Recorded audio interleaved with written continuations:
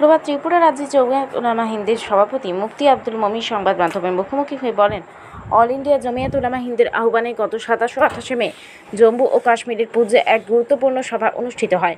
সেখানে উপস্থিত ছিলেন ভারতবর্ষের প্রতিটি রাজ্যিক জমিয়াত উলামা হিন্দের সভাপতি ও সাধারণ সম্পাদক।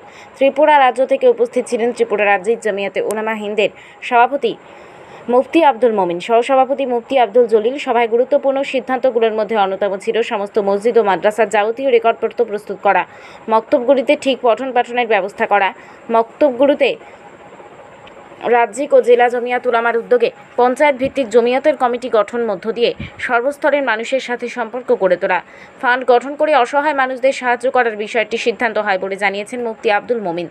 জমিয়তের সিদ্ধান্তগুলো বাস্তবায়নে রাজ্যিক ও জেলা কমিটির কর্মকর্তাদের এগিয়ে আসার অনুরোধ করেন তিনি।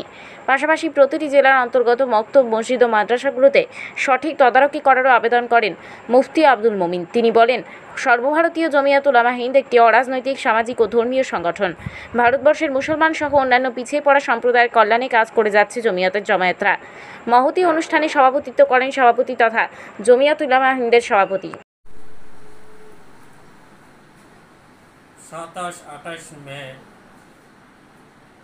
অল ইন্ডিয়া জমিয়তের একটা পরামর্শমূলক মিটিং জম্মুর পুঞ্জে অনুষ্ঠিত হয়।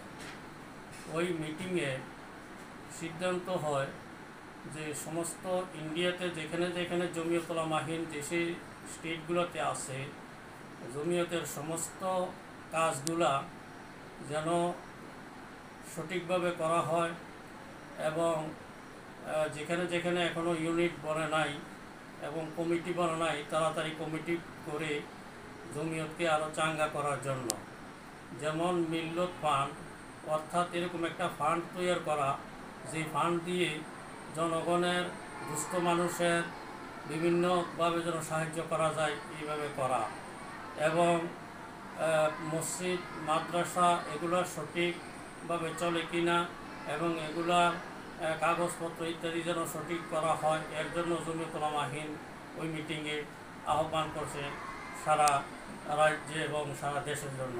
তাই ত্রিপুরা রাজ্যের সমস্ত মসজিদ, মাদ্রাসা এবং যারা নাকি বিভিন্নভাবে প্রাইভেট মাদ্রাসাও চালান, সমস্ত মাদ্রাসাগুলো যেন সঠিকভাবে চলে এবং কাগজপত্র সঠিক হয়, সবগুলোর দিকে লক্ষ্য রাখবেন এবং জমিয়তের সমস্ত কাজে সবাইকে আহ্বান করার জন্য আমি অনুরোধ করছি। আমি মুফতি মোহাম্মদ আব্দুল মমিন, সভাপতি ত্রিপুরা রাজ্য জমিয়ত উলামা।